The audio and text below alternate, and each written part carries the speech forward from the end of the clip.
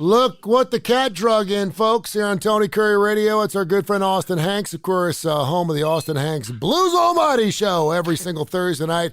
It airs at noon and 8, and I don't know if you've gotten on Spotify yet there, Austin, but, man, it is a killer. All of your shows are up on Spotify. All you got to do is search Blues Almighty with an exclamation mark or Tony Curry Radio, and you can go back and listen to a bunch of your shows you've done here on Tony Curry Radio. What's going on, my brother? Everything good? Can you believe how much fun we're having with this thing? Dude, I love it. I love it. I do, too. And everybody's loving it. I'm getting correspondence from all over just saying how much they're enjoying that show. So I'm just over the moon about it. You know what I love about it, man? It's got such a and I said this before, this is your show. So when we first talked, you're like, what can I play? I'm like, dude, it's your show. You pick any songs you want to play on the show. And what I really love, and people come back to tell me, they love when they hear a Slick Lily song. They love to hear your stuff from Alabaster. They love hearing your stuff in the Big Bad Blues Band. So keep churning that stuff out, man. Self-appreciate, brother. Put your own stuff out because it's absolutely killer.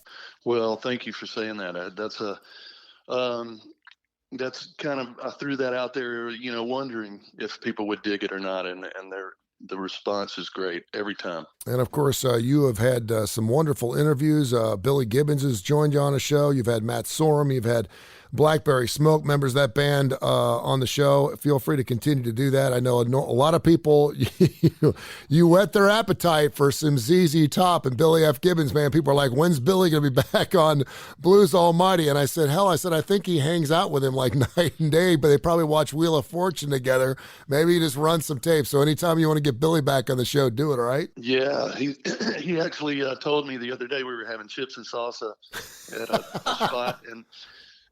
spot in West Hollywood, and he said, man, we ought to get back on the radio as soon as possible. And I said, oh yeah, let's do it. So we have it planned, but there's definitely a part 2 coming. Dude, anytime. Blues Almighty's Austin Hanks joins us right here on Tony Curry Radio. He's taking a few minutes out of his busy schedule. All right, so the mask mandates seem like they're going away. Pete Townsend said that the pandemic is over, so if he says it's over, it must be. How does that affect your work life? I know that you're constantly writing. Every time I follow you on IG and Instagram, you're posting pictures of celebrities and the Troubadour, and I saw you hang out with Burt Bacharach.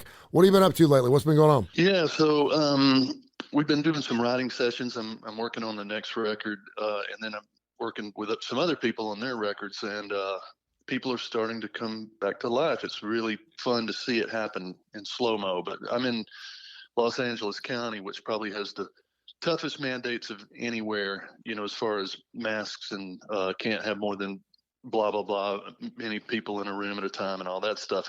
So working from home has been easier, but now I've spent the whole week in a recording studio, getting things done for somebody's record, and I feel alive again. It's so awesome. That's awesome. It's weird because I used to have a roommate who was an artist, right? And I had a birthday coming up like 3 or 4 months out, and he's like, "What do you want for your birthday?" I said, "Man, if you would create a piece of art for me, it would be like the most awesome gift I ever got." So my birthday comes. And he got me a watch, and I'm like, "Where's the piece of art?" And he's like, I just wasn't in the mood. I couldn't do it. I couldn't pay anything because I just creatively I wasn't there. What's it like for you writing music? I mean, do things come to you into your sleep? Do you have a piece of a pen or a piece of paper and a pen near you when something hits you? And do you have creative times of your day or of your month? Does it come? Do you make yourself write music? How does that work? I found that trying to force my hand doesn't really work too well for me. I think I work better when I'm just on a walk or driving, and all of a sudden I have this aha moment. But usually it comes to me in the form of a title. So I'll have a riff in my head, a guitar riff, or a great title for a song, like a old Slick Lily, all that Slick Lily stuff. Like that was born of When Mules Wear Diamonds. That just came to my head, and it's like, that's a cool thing. How is that going to be a song? So, that's where the work comes in. But sometimes things come together in 20 minutes. Sometimes it's laborious and takes 2 or 3 weeks to finish, or longer. But I get lucky sometimes, and I'll have an epiphany. But Yeah, I just I kind of roll with it when it hits me. I don't really force the hand. Have you ever in a situation where you had a song idea and you knew it was great, but you couldn't break through the ceiling, and so you shelf it, you go back to it maybe a week later, start reworking a little bit, but you just can't seem to get past a particular point, but you know it's something you don't want to let go of, and you just shelf it for a while. How's that work? Yeah, I've done that many times where I revisit it and revisit it and revisit it. Sometimes it never becomes anything. It was just like a really cool idea that left me. But other times it becomes something that I'm super proud of that I play every night on stage or whatever. So it's a hit or miss. It's a coin toss. Whether if when I once I let go of it and I revisit it later, there's a 50-50 chance that it'll never become a song. Well, Austin Hanks joins us right here. Blues Almighty airs every single Thursday at noon and 8 right here on Tony Kurre Radio. And of course, you can now hear all of his episodes thanks to our director of personnel and James Michael Keys for putting all those together. You can hear it on Spotify. They actually reached out to us for our partnership, so we're happy to be in bed with those fine folks. So I got several people in the studio here, and they want me to ask you more questions about Billy Gibbons. So I'm like, this is Austin Hanks, man. He's a rock star in his own right. But they want to know, they want to know what's Billy Gibbons like off stage. You mentioned a fact that you were in Hollywood having salsa and chips with Billy Gibbons. What is Billy doing in his downtime? Okay, so there's a saying among all of his friends: there's cool, and then there's Billy Gibbons cool, and he's on a whole nother level. He is in stage clothes 24/7. Really? He gets out of bed, and I swear it's true. He gets out of bed and puts on what he will wear on stage that night, and that's what he runs around in, and he's like an 18-year-old kid. He's got more energy than anybody I've ever seen, and whenever we're like living on a bus with him is such a trip.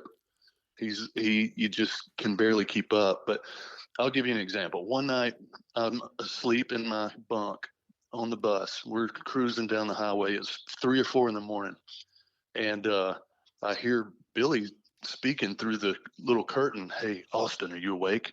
Austin, are you awake? I thought, and my heart started pounding. I thought he was sick or something was really wrong or there's a problem. And I said, yeah, I'm awake. I wasn't, of course. It was like 3 or 4 in the morning. But he said, put on your pajamas and come to the front coach as quick as you can. And now my heart's pounding. And I get dressed and I go up there. And he's sitting at his computer with the computer open. He pulls off the headphones and he said, sit down, put on these headphones. I found footage of Hound Dog Taylor playing some blues that I've never seen this shit before. This is so awesome. And we stayed up till daylight watching that stuff. That is great. I love it. It's so crazy. He's still so passionate about it. Every night before we go on, he'll lean over to me. We're wearing guitars on the side of the stage, and he'll lean over to me and he'll say something like, can you believe we get to do this? Can you believe we bang on these instruments for a living? This is crazy. And it still hasn't hit him. I was like, you've been doing this for 50 years. Yeah.